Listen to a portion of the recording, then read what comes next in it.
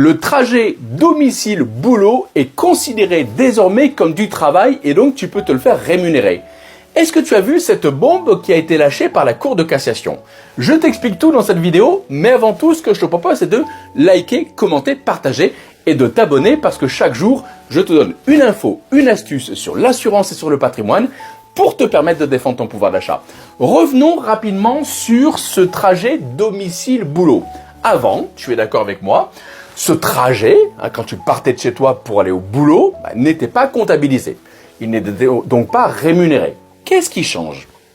Depuis l'arrêt du 23 novembre 2022, d'accord, qui a été confirmé par la Cour de cassation en 2025, ce temps que tu passes de chez toi pour aller sur ton lieu de rendez-vous, d'accord, est comptabilisé et donc rémunéré. Oui, là tu es en train de te dire, oula, si c'est vrai, il y a de l'argent à récupérer. Effectivement, mets-moi d'ailleurs en commentaire ce que tu penses, va vérifier l'information, partage l'information, parce que si effectivement elle est exacte, il faut que tout le monde soit au courant.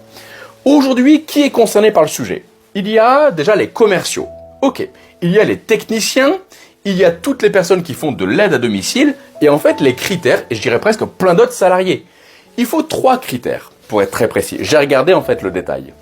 Il faut 3 critères. Premier critère, il faut être à la disposition de son employeur.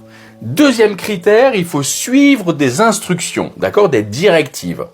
Et troisième critère qui est important pour rentrer dans ce cas, c'est qu'il faut ne pas pouvoir vaquer à tes occupations. Ok, donc si tu es dans ta voiture avec un téléphone professionnel, avec un ordinateur professionnel, et que tu vas sur un lieu de rendez-vous, c'est considéré comme du travail. Et donc, ça doit être rémunéré. Ça doit être pris en compte dans ton temps de travail. D'accord?